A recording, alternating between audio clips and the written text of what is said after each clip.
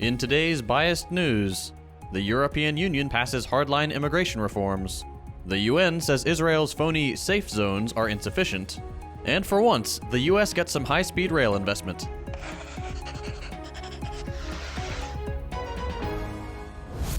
EU member states and the European Parliament have made a significant step by agreeing to a major overhaul of the bloc's laws pertaining to asylum seekers and migrants. The deal, described by the European Commission Vice President as a breakthrough, seeks to address the challenges posed by irregular migration to the European Union. The multifaceted approach involves measures such as expediting the vetting process for irregular arrivals, establishing border detention centers, and streamlining the deportation of asylum seekers whose requests are rejected. One of the noteworthy aspects of this overhaul is the introduction of a solidarity mechanism designed to alleviate the burden on southern EU countries experiencing a significant influx of asylum seekers. Under this mechanism, certain migrants will be relocated to other EU member states, and those unwilling to accept them will be required to make financial or material contributions to the participating nations. In a nutshell, states which never participated in outward imperial expansion, which both directly and indirectly caused the current migration movements, will see an influx of destitute immigrants getting pushed their way by bigger, richer, and more powerful Western states, under the guise of carrying the burden, which has some clearly racist connotations.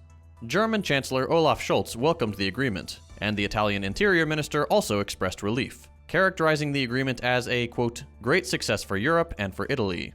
The Greek Prime Minister also welcomed the agreement, emphasizing its importance as a response to calls for change in Athens. However, not all EU members are in agreement with the pact. Hungary, in particular, strongly rejected the reforms, with their foreign minister asserting the country's refusal to let anyone in against their will, and rejecting external interference in their border policies. Critics of the agreement include left-leaning politicians and aid agencies working with migrants, such as Amnesty International, Oxfam, and Save the Children. These critics argue that the reform undermines the right to seek asylum and creates a cruel and unworkable system. One German EU lawmaker expressed concern that the new system would result in prison camps at EU borders.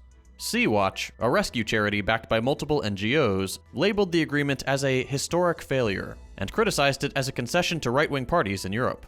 Several aid agencies joined in condemning the reform, arguing that it would not save lives and characterized it as a cruel system. This development in EU migration policy coincides with the approval of a controversial immigration bill in the French Parliament. The French legislation, which contains stricter rules facilitating faster deportations of certain foreigners, has also faced criticism from leftist lawmakers and migration advocacy groups. As the EU seeks to navigate the complexities of migration policy, these recent developments underscore the ongoing challenges and debates surrounding the issue on both regional and national levels. In a handful of Gaza updates, following the supposedly accidental murder of 3 hostages by Israeli soldiers, Israel is returning to the negotiating table with their US allies. Similarly, the head of Hamas's political bureau is heading to Egypt to meet with Cairo's spy chief and other Egyptian officials, who are also acting as key mediators. While it is good news that renewed talks of a ceasefire are gaining traction, it hasn't stopped the IOF from continuing to carpet bomb residential areas, lay siege to hospitals, use captives as human shields, or kill hostages waving a scary white flag.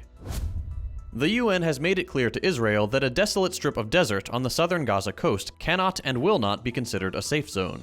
The group has also explicitly said they do not believe the concept of safe zones can even exist in Gaza, due both to Israel carrying out bombing campaigns on the roads to these so-called safe zones, and the complete lack of humanitarian aid and infrastructure.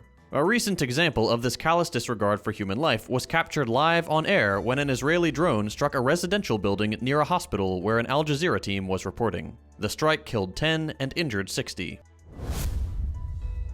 In today's lightning round, a devastating magnitude 6.2 earthquake struck northwestern China, resulting in at least 127 deaths and hundreds of injuries. President Xi Jinping called for all-out efforts in search and relief operations, deploying firefighters, officers, and soldiers. The quake destroyed around 4,000 homes, collapsed villages, and disrupted power and water supplies.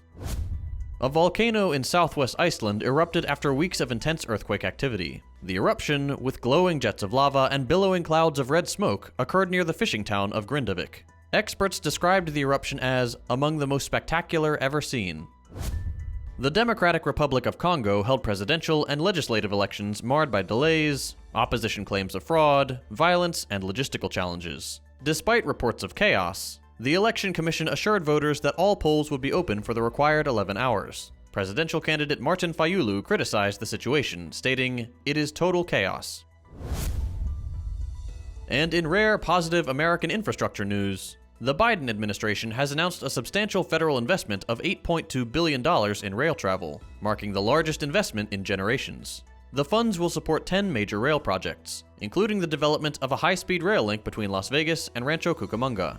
The government emphasizes that these historic projects aim to generate tens of thousands of well-paying union jobs, stimulate economic opportunities nationwide, and provide safe, comfortable, and climate-friendly travel options, significantly reducing travel time compared to driving. Now we just need to do that for the rest of the country. That's all for today. We'll be back after the holidays with more news. If you appreciate the work we're doing, consider becoming a patron to support the show. All patrons get early access to analysis episodes, as well as an audio version of the news. Thanks for watching, and we'll see you next time.